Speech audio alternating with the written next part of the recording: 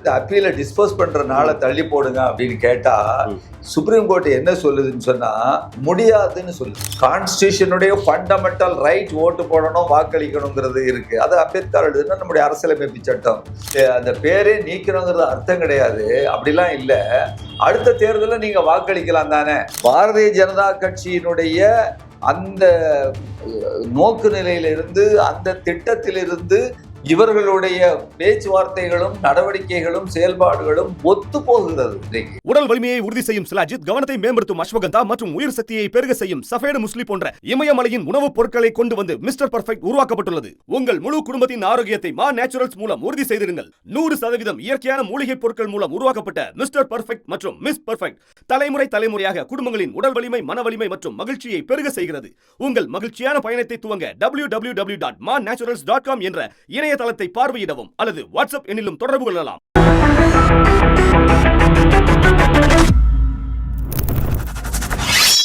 வணக்கம். உலகத்தின் மிகப்பெரிய ஜனநாயக நாடு India. The world's largest democracy என்று நாம் பெருமையாக பேசுவதா அல்ல அந்த டெமோக்ரஸியை நெரிச்சு கொண்டிருக்கிறார்களா என்று வருத்தப்படுவதா? இதற்கான 2 மிக முக்கியமான காரணங்களை நான் உங்களுக்கு முன்பு எடுத்து வைக்கப் போகிறேன். நேற்று முன்தினம் ஆல்ட் நியூஸ் வெளிவிட்ட ஒரு ரிப்போர்ட், வெஸ்ட் பெங்காலில் எந்த அளவில் அந்த ஃபைனல் வோட்டர்ஸ் டேட்டாவை வெளிவிட்டதில் கடுபடிகள் செய்தார்கள் என்று. இன்னொரு பக்கம் குரேஷி அவர்கள், இதே தேர்தல் ஆணையத்தின் முன்னாள் சீஃப் எலெக்ஷன் கமிஷனர், அவர் கொடுத்த ஒரு ஸ்டேட்மெண்ட், கரண் தாப்பரின் ஒரு இன்டர்வியூ, வெஸ்ட் பெங்காலில் இருக்கக்கூடிய 23 லட்சம் மக்களுடைய ஐடென்டிட்டி, மக்களுடைய அதிகாரம், ஓட்டுரிமை பறிக்கப்பட்டது. தேர்தல் ஆணையத்தால் எஃபிடவிட் கொடுத்து வெஸ்ட் பெங்காலில் ஒரு நபர் கூட பாதிக்கப்படவில்லை, ஒரு நபரை கூட நாங்கள் விட்டு வைக்கவில்லை என்று எழுதி கொடுக்க முடியுமா? காரணம், மக்களிடம் தானே நீங்க எஃபிடவிட்டை கேட்கிறீர்கள். நீங்க இந்தியர் தானா, நீங்க இந்த மண்ணில் பிறந்தவர்கள் தானா, உங்களுடைய ஐடென்டிட்டியை நீங்க இந்தியர் என்கிற விஷயத்தை நீங்களே உறுதி செய்யணும். அதுதான் SIR, ஸ்பெஷல் இன்டென்சிவ் ரிவிஷன். இந்த ஸ்பெஷல் இன்டென்சிவ் ரிவிஷன் ஒட்டுமொத்த இந்தியாவில் நடந்து முடிந்து விட்டது. 50% முடிந்து விட்டது. தமிழ்நாடும் அதே இடத்தில் தான் இருக்கிறது.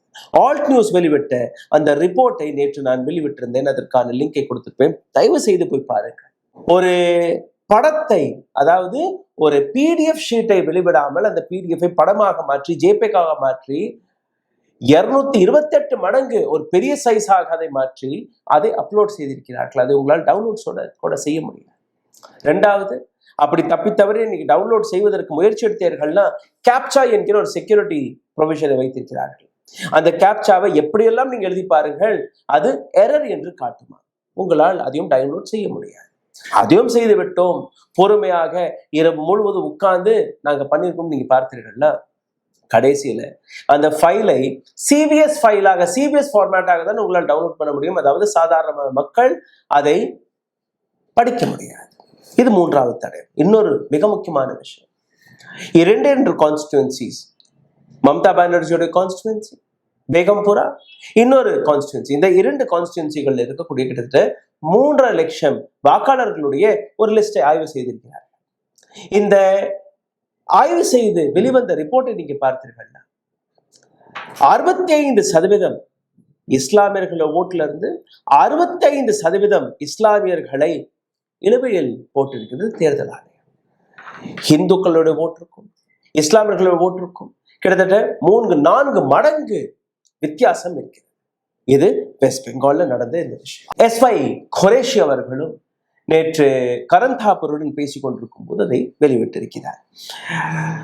அதாவது 23.4 லட்சம் வாக்காளர்கள் வெஸ்ட் பெங்காலில் நீக்கப்பட்டிருக்கிறார்கள். இது அன்கான்ஸ்டிடியூஷனல்.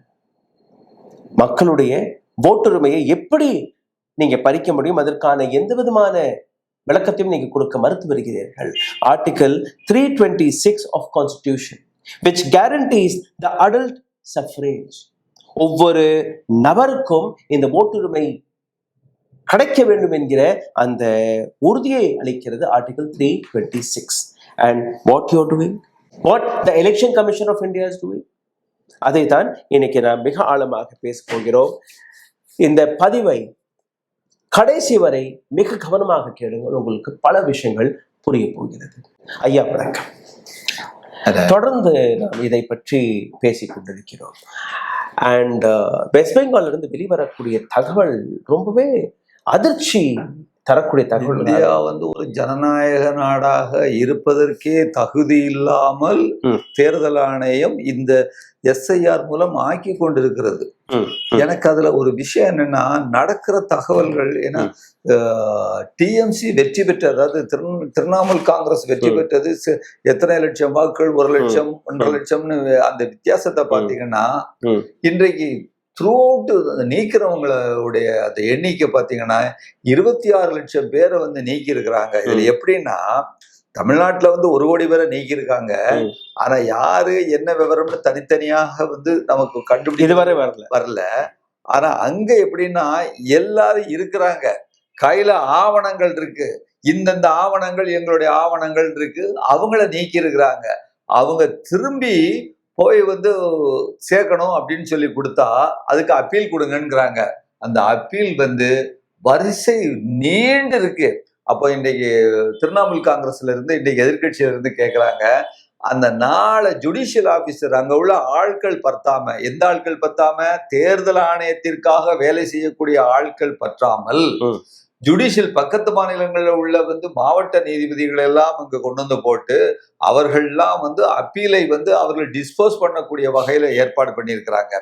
இப்ப அந்த ஆபீசர்ஸுடைய இன்றைக்கு லட்சக்கணக்கில் அப்படி நின்றுட்டு இருக்கிறதுனால முடியாதுன்ட்டு இவங்க எதிர்கட்சிக்காரங்க, திரிணாமுல் காங்கிரஸ் உட்பட எல்லாரும் என்ன கேட்கறாங்க, சுப்ரீம் கோர்ட்ல கேட்காங்க, இந்த நாளை கொஞ்சம் தள்ளி போடுங்க, அதாவது இந்த அப்பீலை டிஸ்போஸ் பண்ற நாளை தள்ளி போடுங்க அப்படின்னு கேட்டா சுப்ரீம் கோர்ட் என்ன சொல்லுதுன்னு சொன்னா, முடியாதுன்னு சொல்லுது.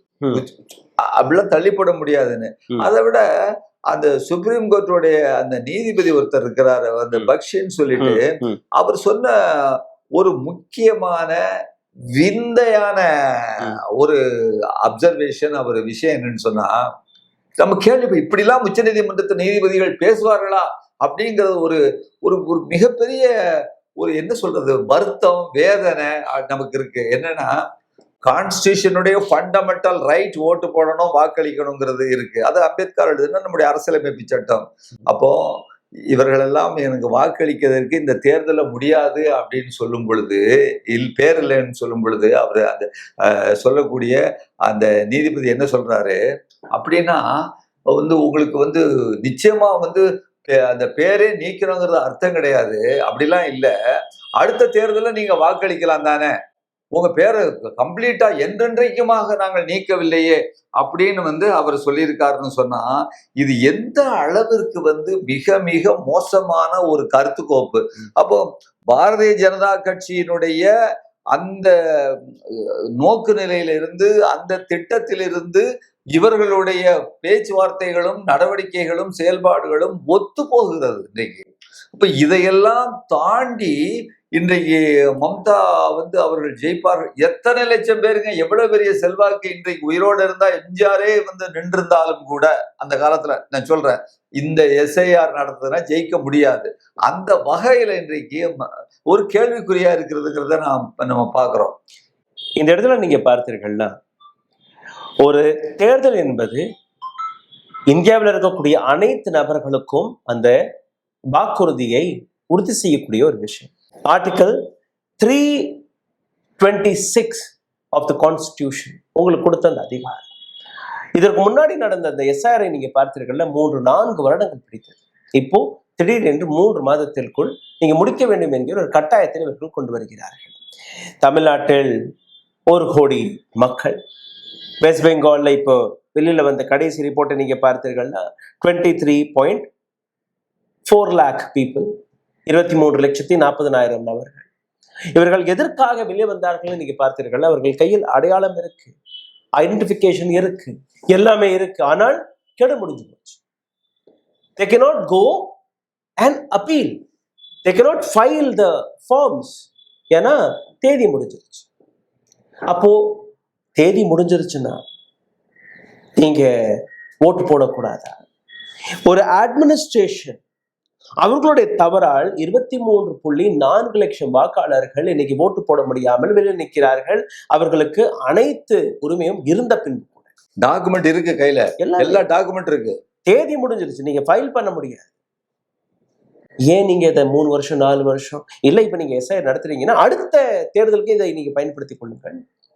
இந்த தேர்தல் நீங்க you are not prepared, administration is failed. அப்ப அட்மினிஸ்ட்ரேஷன் ஃபெயிலாக இருக்கும் போது நீங்க செய்த தவறால் நீங்க அந்த வேலையை நேரத்துக்கு செய்ய முடியாத அந்த தருணத்தில், அந்த பட்சத்தில் எப்படி 23 லட்சம் நபர்களை நீங்க வெளியேற்ற முடியும்? இந்த கேள்விக்கான பதிலை உங்களால் கொடுக்க முடியும். சோ இந்த தேர்தல் நிச்சயமாக அன்கான்ஸ்டிடியூஷனல். இந்த தேர்தல் நிச்சயமாக தவறாக நடந்து கொண்டிருக்கிறது. இது வெஸ்ட் பெங்காலாக இருக்கட்டும், தமிழ்நாடாக இருக்கட்டும், கேரளாவாக இருக்கட்டும், அசமாக இருக்கட்டும், புதுச்சேரியாக இருக்கட்டும், அல்ல இந்தியாவில் வரக்கூடிய அடுத்த வருஷம் நீங்க பார்த்தீர்கள்னா உத்தரப்பிரதேஷ் தேர்தல் வரப்போகுது. ஐயா கூறியபடி எம்ஜிஆரே வந்தால் கூட அவரால் ஒண்ணுமே பண்ண முடியாது. Because the entire system has been corrupt, rotten, துருப்பிடிச்சு இத்து போய்விட்டது த என்டையர் சிஸ்டம். இதுதான் இன்னைக்கு உள்ள தேர்தல் ஆணையத்துடைய நிலை. அப்படியே நீங்க பார்த்துட்டீங்களா, இந்த வீடியோக்கு கீழே வார்னிங்ல எழுதிடுவார்கள், தேர்தல் ஆணையம் இஸ் பீன் டூயிங் திஸ். அவங்களை பற்றி நீங்க ஒரு வார்த்தை போட்டாலே தே ஆர் மேனிபுலேட்டிங், மிஸ்இன்ஃபர்மேஷன் வீடியோக்களுக்கு கீழே இருக்கு. Because they don't want you to understand what is going wrong. This is what the situation today. ஐயா 23 lakh மக்கள் இன்னைக்கு வெளியில இருக்கிறாங்க. இன்னைக்கு தேதி 7ஆம் தேதி 3 மணிக்குள் இந்த அனைத்து நபர்களுமே தன்னுடைய எஃபிடபிட்ஸ்களை சப்மிட் செய்ய வேண்டும் என்கிற அந்த கெடு முடிஞ்சு போகும். அப்போ இந்த 23 லட்சம் நபர்களுடைய ஃபியூச்சர் என்ன? நீங்க சொல்ற விஷயத்துல இந்த 23 லட்சம் பேருடைய கதி என்ன கதின்னா, இன்றைக்கு அவங்க அடுத்த கட்டத்திற்கு இதோட நிக்கும்னு சொல்ல முடியாது. ஏன்னா இந்த அரசை, ஜனநாயக விரோதமாக நடக்கின்ற இந்த அரசை எந்த வழியிலும் எந்த ஒரு சட்டமும் அவர்களை கட்டுப்படுத்த இயலவில்லை. அவர்கள் திட்டமிட்டே மீறுகிறார்கள் என்பது ஒரு விஷயம். நாம எல்லாத்துக்கும் நம்ம என்ன செய்வோம்னா உச்ச நீதிமன்றத்துல போவோம். ஆனா இந்த நீதிமன்றம் ஞானேஷ்குமார் சொல்றத சரின்னு சொல்லும் பொழுது, தேர்தல் கமிஷன் செய்யறது சரின்னு சொல்லும் பொழுது, இன்றைக்கு நீங்கள் யாரிடம் போவீர்கள்ங்கிற ஒரு கேள்வி வருது. அப்போ நமக்கு இந்திய நாட்டு மக்களுக்கு எதிரே உள்ள எதிர்காலம் என்பது ரொம்ப பிளிங்கா இருக்கு. அதாவது எதுவுமே இல்லாத மாதிரி தெரியுது. அப்போ ஜனநாயகம் என்பது, இதோட இன்னொரு செய்தியும் நான் உங்ககிட்ட சொல்லி ஆகணும். அதாவது இது ஒரு பக்கம் மட்டுமில்லை, நீங்க இன்னொரு ஆரம்பிக்கும் போதே சொல்லிங்க 2-3 வழிகள்ல ஜனநாயகம் இன்னைக்கு படுகொலிக்கு போயிட்டு இருக்குன்னு. 130 MP கிட்டத்தட்ட ஸ்பீக்கர்கிட்ட சொல்லி கையெழுத்து போட்டு கொடுத்துருக்கிறாங்க. என்னன்னு சொல்லி, ஞானேஷ்குமாரை ரிமூவ் பண்ணணும், இம்பீச் பண்ணணும் அப்படின்னு சொல்லிட்டு கையெழுத்து போட்டு கொடுத்துருக்கிறாங்க. அந்த கையெழுத்து போட்டு கொடுத்தத இன்ன காரணத்திற்காக நான் இதுல சரியில்லை, இதுல நான் இப்ப முடியாது, இந்த நேரம் சரியில்லை, தேர்தல் நடந்திருக்குன்னு எதுவும் சொல்லாமல் சிம்பிளி ரிஜெக்ட், அதாவது இந்த கொடுத்துட்டியா அப்படி தூக்கி போடுங்கிற அளவுல இந்த ஸ்பீக்கர்கள் நடந்திருக்கிறாங்க. ப்ரிசைடிங் ஆபீசர்ஸ் ராஜ்யசபாவிலும் சரி, இங்க லோக்சபாவிலும் நடந்திருக்கிறாங்கன்னு சொன்னா, இது ஜனநாயகம், பாராளுமன்றம் எதுக்கு அவசியமே இல்லை. ஒரு மனிதன் அங்க இருந்தா போதும், ஒரு மனிதன் இருந்தா போதும். 130 MP, 130 MPங்கிறது 130 நபர்கள் அல்ல, 130 நபர்களுக்கு பின்னால் உள்ள கோடிக்கணக்கான மக்கள் அவர்கள் தங்களுடைய விருப்பங்களை இந்த 130 MPகள் மூலமாக சொல்லுகிறார்கள். இந்த ஞானேஷ்குமாரை தூக்க வேண்டும், நீக்க வேண்டும், இம்பீச் பண்ண வேண்டும் என்று. ஆனால் ஒத்த லைன்ல அப்படி தூக்கி தூர எறிகிறான்னு சொன்னா, இங்கதான் மீண்டும் இங்க ஒருபுறம் என்று இன்னைக்கு பாத்தீங்கன்னா அந்த நீதிபதி என்ன சொல்றாரு, வாக்கு போடலைன்னா என்ன, என்றென்றைக்குமாகவா வாக்கு போடாம இருக்க போறீங்க, அடுத்த இடம் பார்த்துக்கலாம், அவ்வளவு முக்கியமானது இல்லைங்கிற சொல்லக்கூடிய நீதிபதி இன்றைக்கு லட்சக்கணக்கான பேரை நீக்கக்கூடிய ஒரு ஞானேஷ்குமார் தேர்தல் ஆணையம் நடந்துகிட்டு இருக்கு. இங்க பாராளுமன்றத்துக்கு இங்க வந்தீங்கன்னு சொன்னா எல்லா எம்பிக்களும் கையெழுத்து போட்டு நீங்க கொடுத்த அந்த விஷயத்தை தூக்கி எறியக்கூடிய ஒரு சபாநாயகர் இருக்கிறாங்கன்னு சொன்னா, இனிமேல் வழி என்ன? சில நபர்கள் நான் பேசிக்கிட்டு இருக்கும் போது கூட சொல்லுவாங்க, இவ்வளவு தூரம் அராஜகம் பண்றாங்களே இந்த பாஜக அரசு, எதிர்க்கட்சிகள் எல்லாம் லாயக்கில்லமாங்க. இதற்கு மேல என்ன செய்ய முடியும்? எதிர்க்கட்சிகள் எல்லாம் இன்றைக்கு வந்து செய்ய வேண்டியது எல்லாத்தையும் செய்தாச்சு. உச்ச நீதிமன்றம் தான் வழி, அங்க போயாச்சு. பாராளுமன்றம் தான் அங்க வழி, அங்க போயாச்சுன்னா இனி மீதம் இருக்கக்கூடிய வழி என்ன? அததான் வந்து இன்றைக்கு பாசிசம் என்பது. அதைத்தான் நாம் திரும்ப திரும்ப அரசியல் வார்த்தைகளை பயன்படுத்துறோம். பாசிசம் என்பது ஒரு ஜனநாயகத்தினுடைய கழுத்தை நெரித்து கொண்டிருக்கிறது. எல்லா அரசாங்கத்தினுடைய ஜனநாயகத்தினுடைய அனைத்து சுயாட்சி பெற்ற அமைப்புகளையும் கழுத்தை நெரித்து கொண்டிருக்கிறது என்கின்ற வகையிலே பாசிசத்திற்கு எதிரான ஒரு மிகப்பெரிய மக்களினுடைய கருத்துக்களை மக்கள் தான் தீர்மானம் பண்ண வேண்டும். அதுவும் அமைதி வழியில தீர்மானம் பண்ணணும்னா நாம் விரும்புகிறோம். இந்த இடத்துல அப்படி தேர்தல் ஆணையம் உண்மையாக நடந்தால் 23.4 லட்சம் மக்களுடைய உரிமைகளை, அதிகாரங்களை காப்பாற்ற வேண்டும் என்று நினைத்தால் அவர்கள் என்ன செய்திருக்க வேண்டும், என்ன செய்யணும்? ஜஸ்ட் இன் கேஸ் ஞானேஷ்குமார் அவர்கள் ஓகே இந்த தேர்தலை வந்து ரொம்பவே வெளிப்படையாக, டிரான்ஸ்பரண்டாக, உண்மையாகவே நான் நடத்த போகிறேன் என்று கூறும்போது அவர் என்னெல்லாம் செய்யணும்? ஒன்றுமில்லை. இன்னைக்கு இந்த அட்ஜுடிகேஷன் ஆபீசர்ஸ் அப்பீல இது பண்றதுக்குன்னு போட்டிருக்காங்க இல்லையா, அவர்கள் நேர்மையாக அந்த அப்பீலை வந்து பார்த்து அவங்க வந்து இது ரைட்டு, இதுல இது சரியான விஷயம்தான், இவங்க உங்களுடைய என்ன சொல்றது வாக்குரிமை என்பது வந்து மீண்டும் கொடுத்துருக்கு, அதை நீக்கிறது தப்புன்னு, அல்லது 10ல் 2 தப்புன்னு சொன்னா வந்து, அல்லது 8 தப்புன்னா கழிச்சிட்டு ரைட்டானதை சேர்க்கணும். அதுதான் செய்ய முடியும்.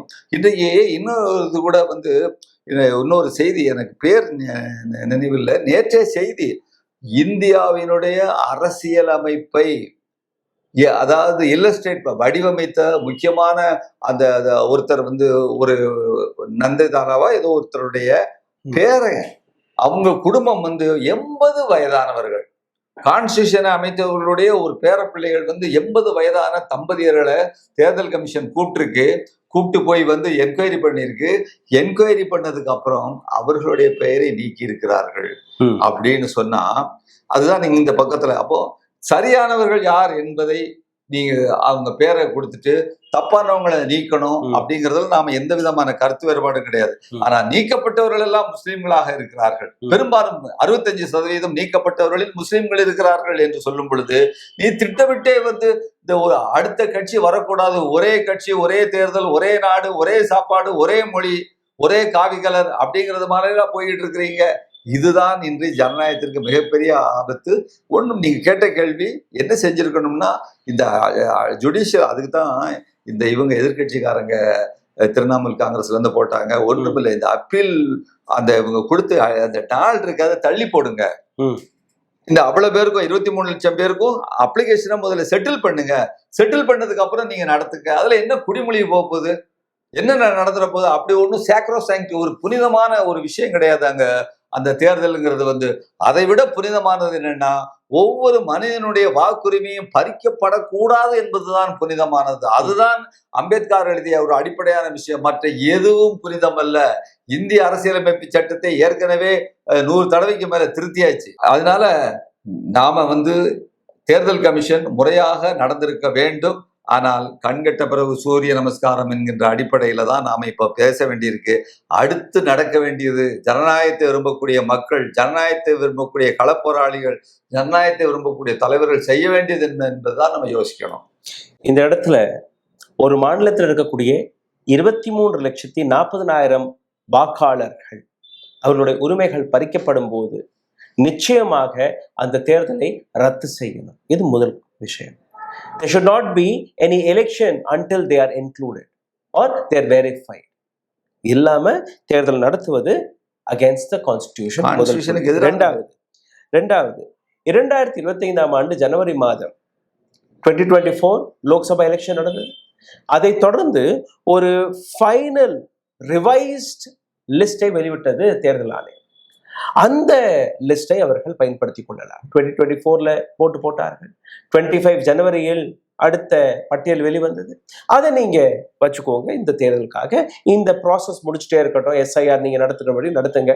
ஒரு 6 மாசம் கழிச்சு, 1 வருஷம் கழிச்சு நீங்க மறுபடியும் ஒரு பட்டியலை வெளியிடுங்க. அடுத்த வரக்கூடிய தேர்தலில் அதை சேர்த்துக்கலாம். இது ரெண்டாவது. இல்லைன்னா இப்போ வெளியே இருக்கக்கூடிய இந்த 23.4 லட்சம் 23,40,000 நபர்கள் அவர்களை ஓட்டு போட நீங்க அனுமதிக்கணும். There is no need of SIR.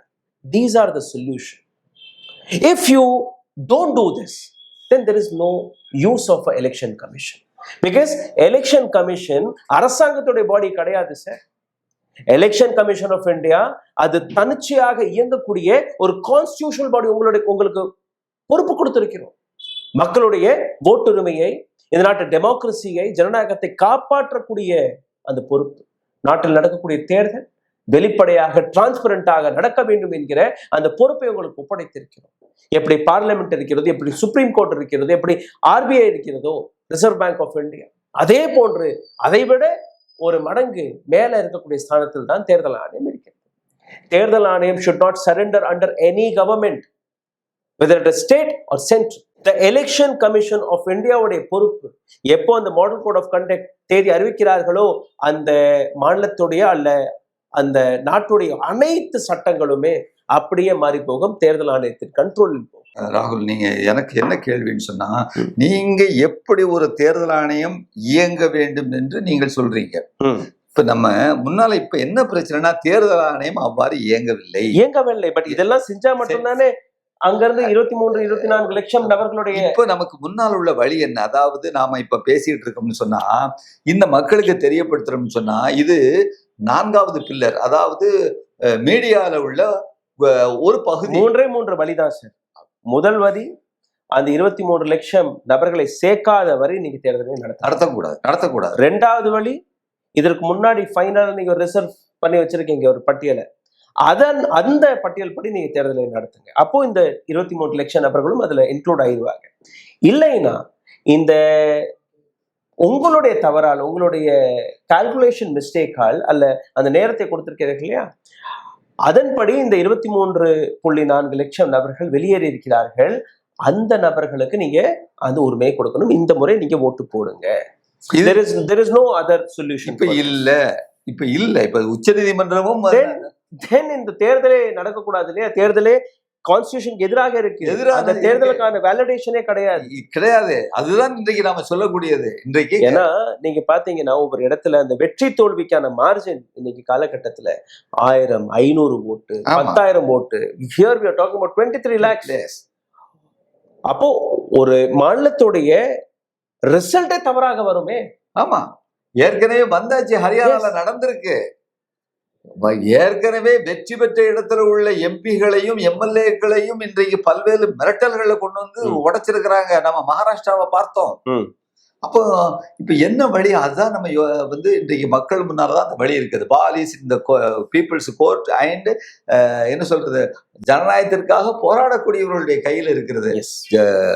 மீடியாவை பொறுத்த வரைக்கும் 4வது பில்லர் நம்ம சொல்றோம். 4வது பில்லர்ல ஒரு பேர்வாதி பாதிக்கு மேல வந்து கோடி மீடியான்னு சொல்லிட்டு அவங்க என்ன சொல்றாங்களோ அதைத்தான், அரசு சொல்றதைத்தான் கேட்டுக்கொண்டு இருக்கிறது.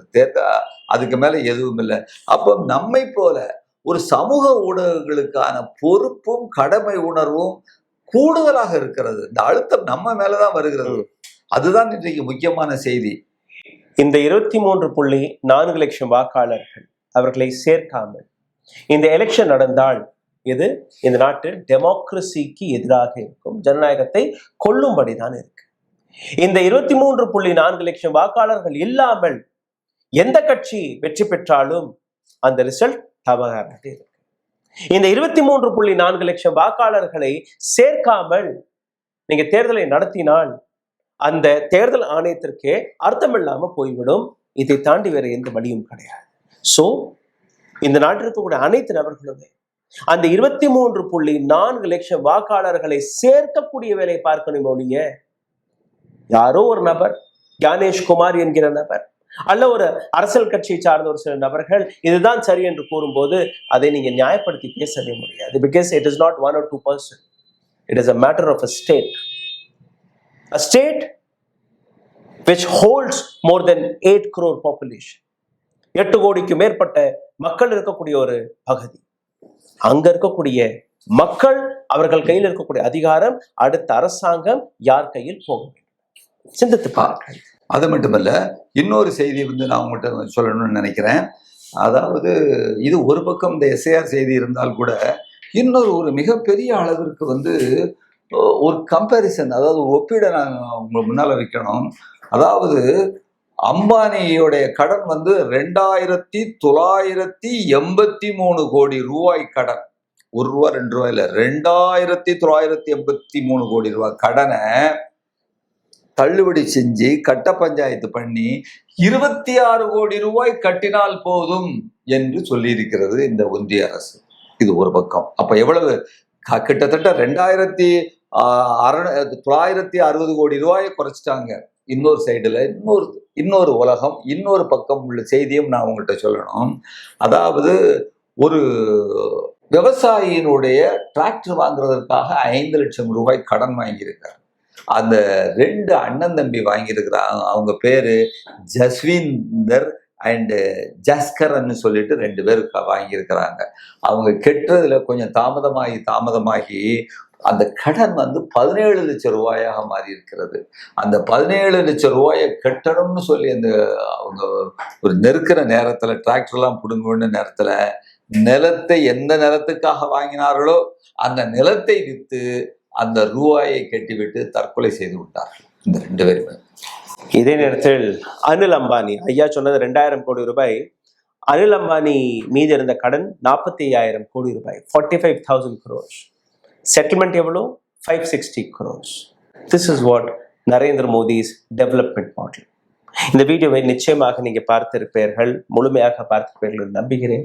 உங்களுடைய கேள்விகளை, கருத்துக்களை கீழே கமெண்ட் பாக்ஸில் எழுதுங்கள்.